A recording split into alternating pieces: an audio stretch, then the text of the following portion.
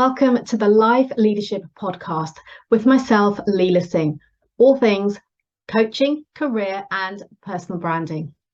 This podcast is for ambitious career professionals like you, wanting to create a life of choice and freedom, to be, do, and have more through overcoming limitations, to develop new perspectives and insights, and to redefine your success, be that in work, health, relationships, and so much more.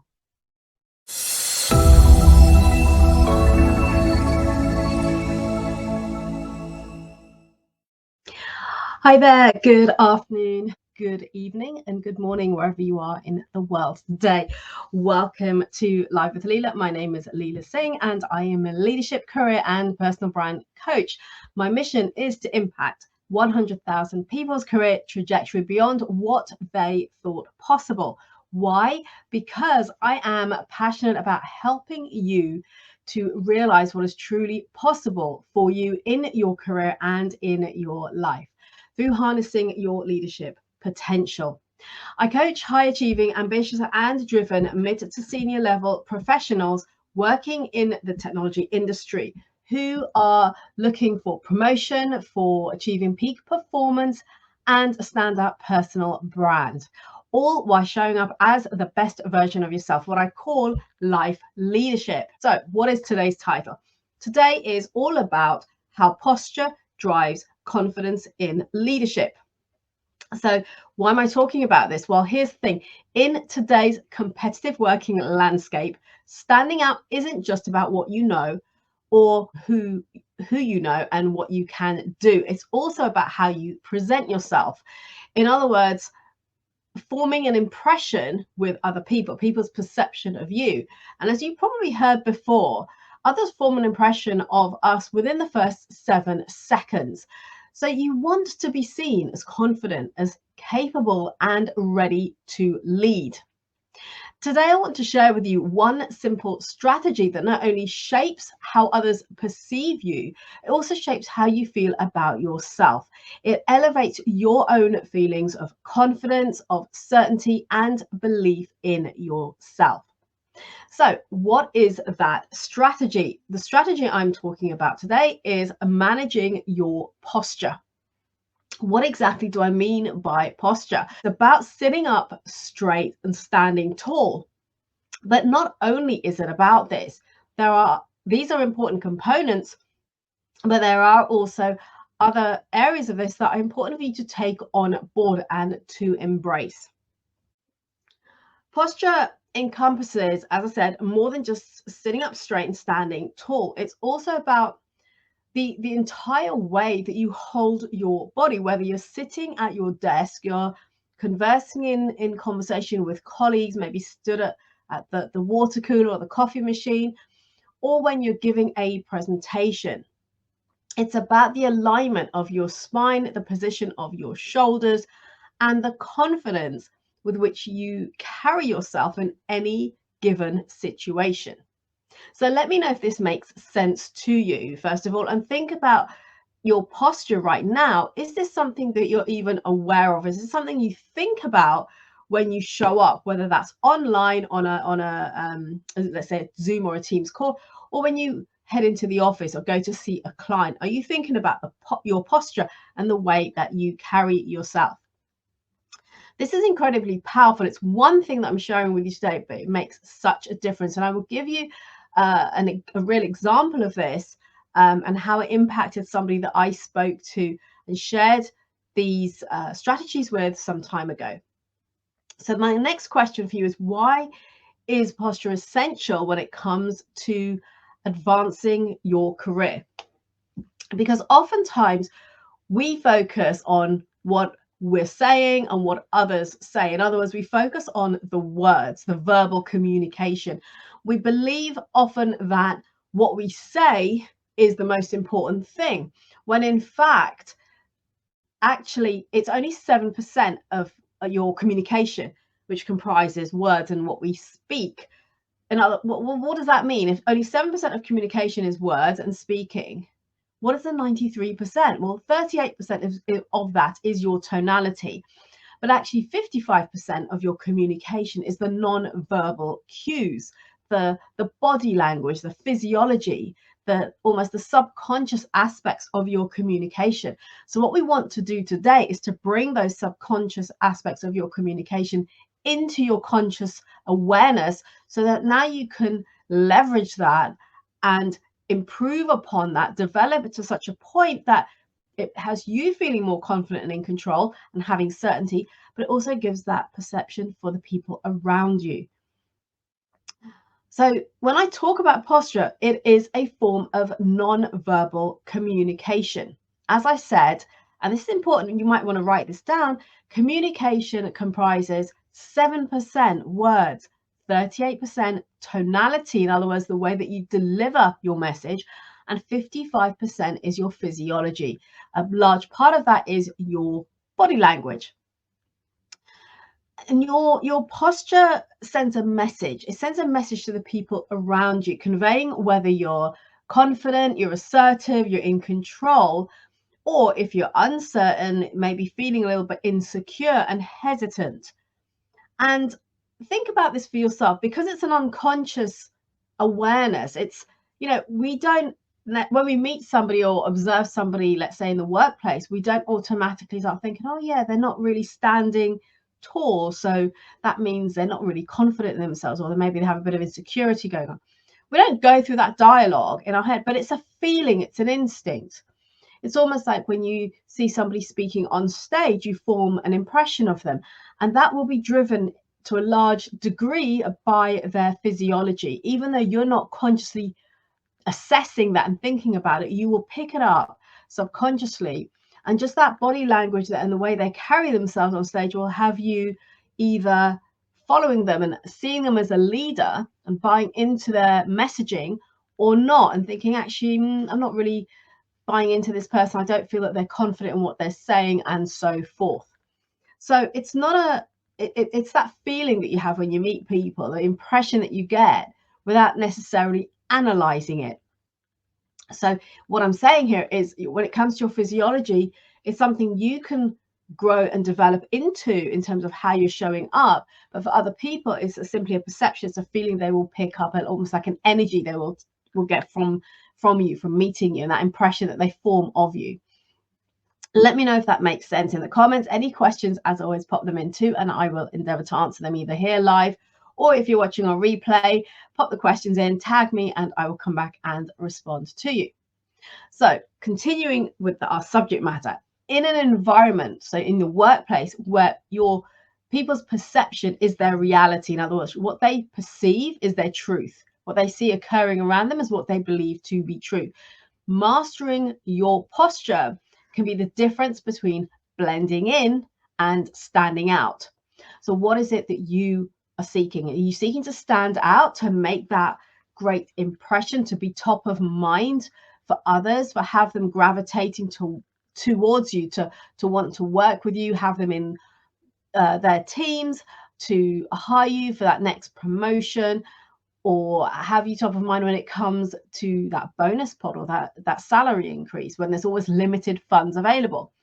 What is it for you? Is it a need to stand out, or is it a case of wanting to blend in? Now, there's no right or wrong answer. For some people, they're happy to blend in.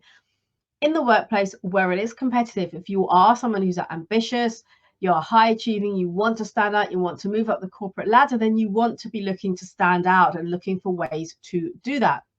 So consider this: when you adopt a strong, confident posture, so in other words, you're standing tall with your shoulders back and your head held high, you not only look the part of the leader, but you also feel it. And that's what's really important with posture. It's not only about other people's perceptions of you, it's how it makes you feel. Studies have shown that assuming a power pose, so whatever that pose is for you, and I'm not necessarily talking about the kind of the Wonder Woman pose where you stood with your hands on your hips. It's just about standing tall, standing in your own power, shoulders back, head up, rather than I guess the opposite of that would be feeling like more hunched over, sort of shoulders rounded, looking at the floor or looking down all the time. It gives a different perception to people.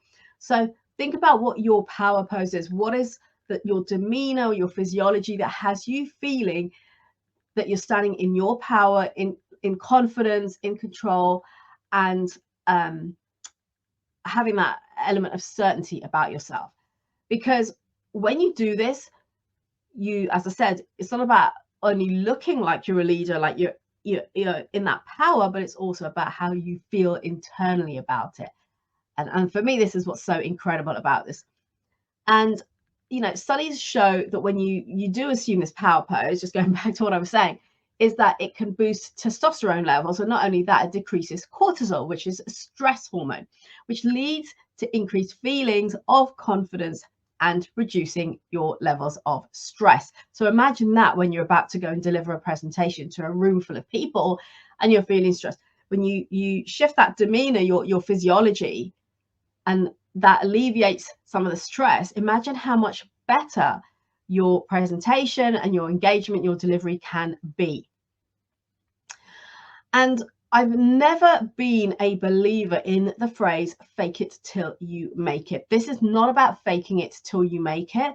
And by the way, in case you're wondering why I've said that, it's because of the language. I'm NLP trained, I'm a master practitioner, and I listen to the language that we use when we talk about ourselves. And when we start to talk about faking something, that's not really a positive message that you're giving to yourself or to the world around you when you start to think that and live into it. So to me, it brings up a lot of negative connotations and the meaning behind it. It's like a constant pretense. And also, the question I often have for people when they say that is, at what point do you then stop faking it? At what point do you decide that you've made it and you no longer need to fake it? So for me, it's not about faking it until you make it. Instead, what is it about? It's about embodying the qualities that you aspire to, the qualities and the behaviors, until they become second nature to you. This is what I mean when I talk about unconscious behavior. It's a little bit like if you're a driver and you get in the car and drive from location A to location B. And sometimes you get to location B, you arrive there and you can't even remember how you got there because it's unconscious behavior. You've maybe driven for so long, you don't really need to think about it. Just get in the car behind the steering wheel and off you go. Whereas somebody who's learning to drive, it's conscious behavior. They're still having to think about everything. They're thinking about checking the mirrors, turning on the ignition, putting the car into the right gear, turning off the handbrake, and so forth. Or you're thinking about everything constantly because it's conscious behavior, because you're still in learning mode. When you embody something, so when you embody, in this case, your posture, your power pose, then it becomes unconscious behavior. So how exactly can you leverage your posture so that it enhances your confidence and your influence in the workplace, whether that's in your immediate team, with your team members, within the wider organization, or even in the industry, if you go to industry events and so forth. And this starts with awareness, self-awareness, and intentionality. So I invite you to pay attention to how you hold yourself in various situations throughout the day. Are you slouching in your chair during meetings? Do you tend to cross your arms defensively when you're in a conversation with someone, when you're presenting ideas? Do you do you ever look back at yourself? In other words, do you ever have the opportunity to record yourself or watch yourself back on video and notice your natural stance? Is it serving you or is it hindering you? So my invitation to you is to review yourself. So whether it's going through in your own mind's eye or recording yourself, particularly if it's in a presentation where you can ask someone to record it for you on their phone, or if it's being recorded anyway, and watch yourself back. And then ask yourself, how would you perceive this person if you were watching them presenting, for example? And here's the thing I want to just mention here. And I often hear people say, I don't like watching myself back, or I don't like listening to myself, I don't like the sound of my voice, and so forth and so forth. But actually, it's the quickest way to learn and to improve. How do I know that? Because it was something I learned very quickly. When I initially, as many of you will know, I was part of a professional speakers academy for a number of years. And when I started out there, before becoming a mentor for them, one of the first things I learned was my stance, my posture when I'm stood delivering a presentation. How did I do that? Because somebody filmed me. And as soon as I watched myself back and I took my natural stance at that time, when we're talking 10 years, 9 years ago, my natural stance when I'm standing and presenting was to stand with my weight to one side, so more weight on one leg, leaning over, so sort of a relaxed stance as I'm talking. And when I watched myself back, and then I went into what we call speaker stance, in other words, equal weight on both feet. So you stood tall, you stood straight, shoulders back, head up.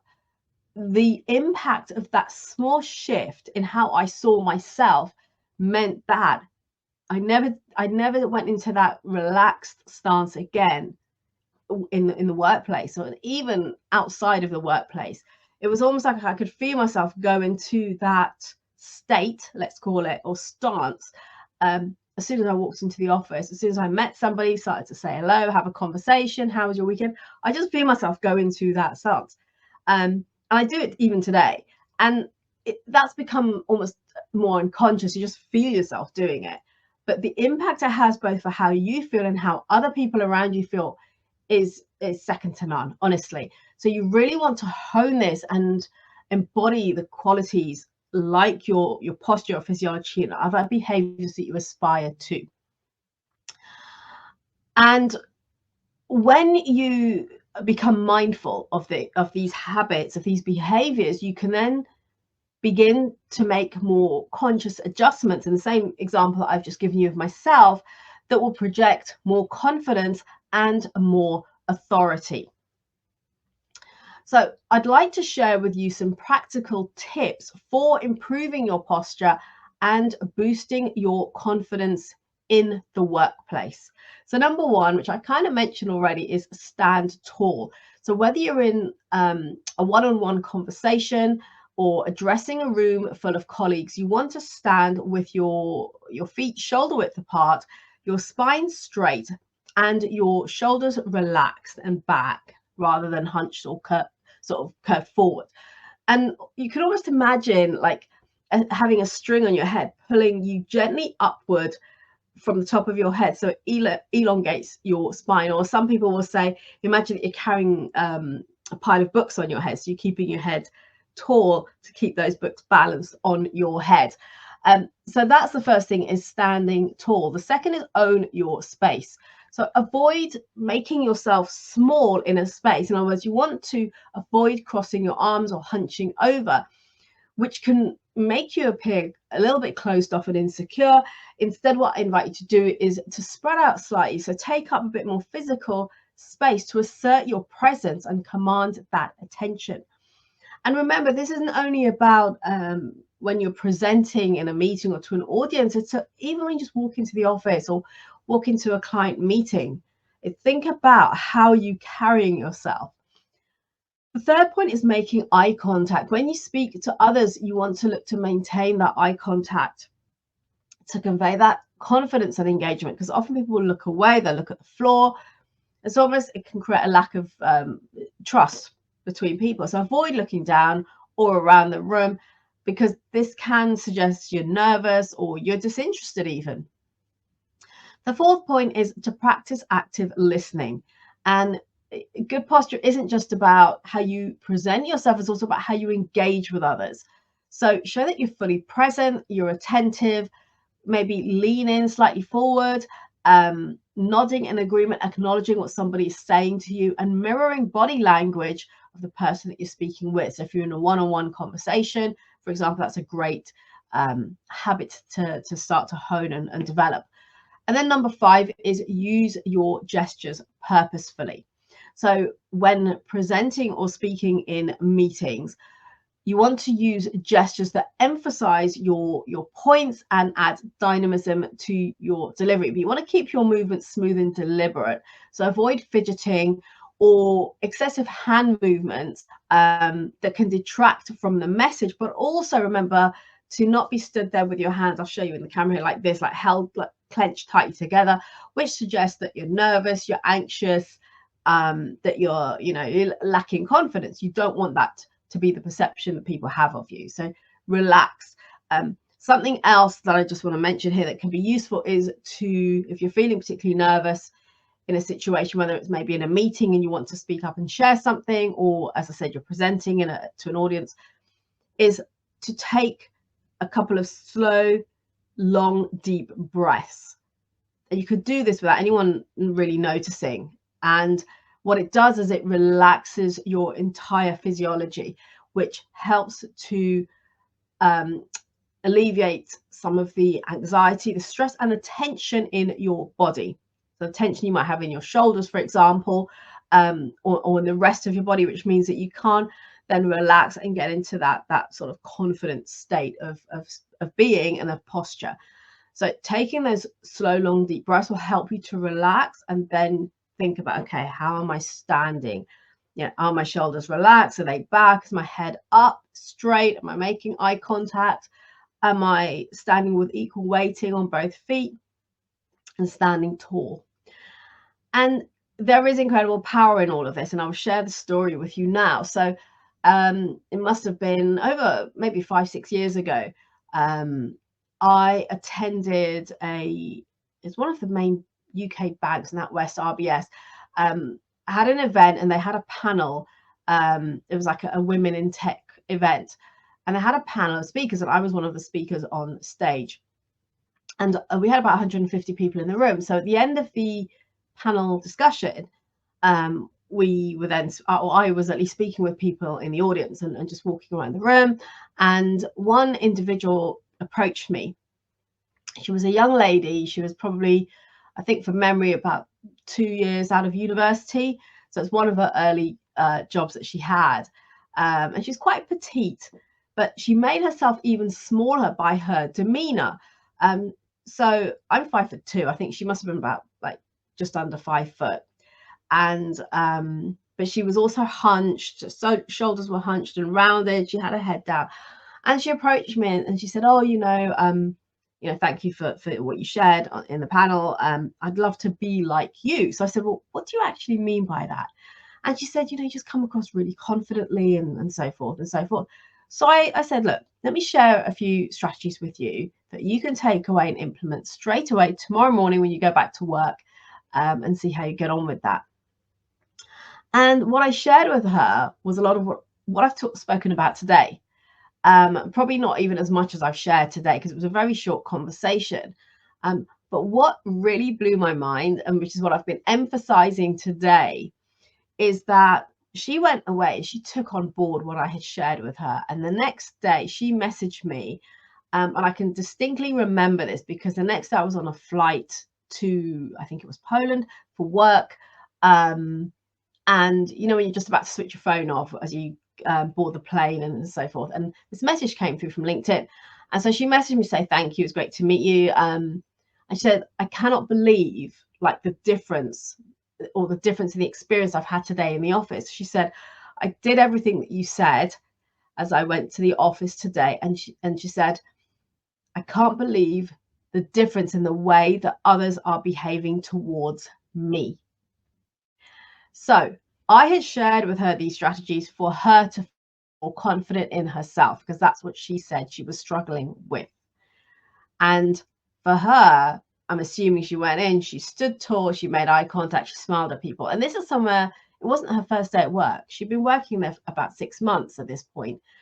Yet she noticed immediately the difference in the way people were behaving towards her, and coming towards her, that the behaviors, the way they engage with her, simply through that. So this is something that can change overnight if you just think about your posture, how you carry yourself, your demeanor, and how that is coming across to others. And by shifting that and making the small adjustments that I have shared with you today can make all the difference in the way that people engage with you, people wanting to gravitate towards you.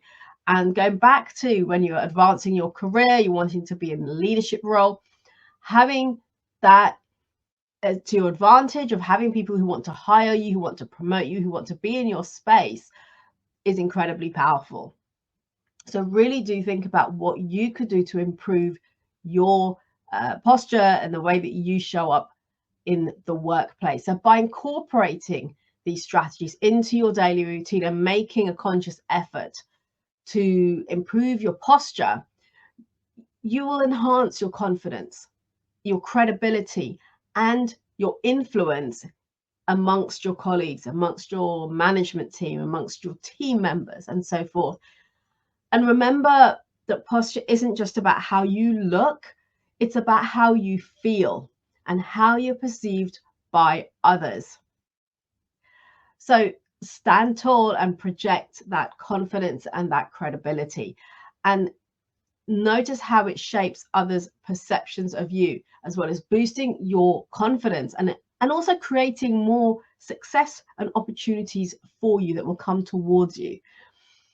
And by mastering this, by mastering your posture and then leveraging the impact of this on both your mindset and your executive presence, you can position yourself as a leader and stand out in any professional setting. So my invitation to you today is to straighten your spine and to show the world the confident, capable leader that you are. Let me know if you have any questions on anything I have shared today, what actions you are going to take on the back of this. And let me know, I'd love to hear any stories of what you notice that changes, what's different, or how people engage with you as a consequence of you shifting your behavior, your posture, and the way that you show up. That story I shared with you is a true story, and it really blew my mind, because when I shared with her, with this young lady, the strategies that I've shared with you today, I was coming at it at that point from a place of how it can help her to feel more confident. And yet the next day when I saw that message about how she noticed how people were different towards her and engaging differently with her, that just really showed to me and almost reinforced the power of posture. So until next time, remember to harness your potential, to elevate your performance and strive towards growth. Pursue that next promotion or that next big goal that you have by showing up as the best version of you.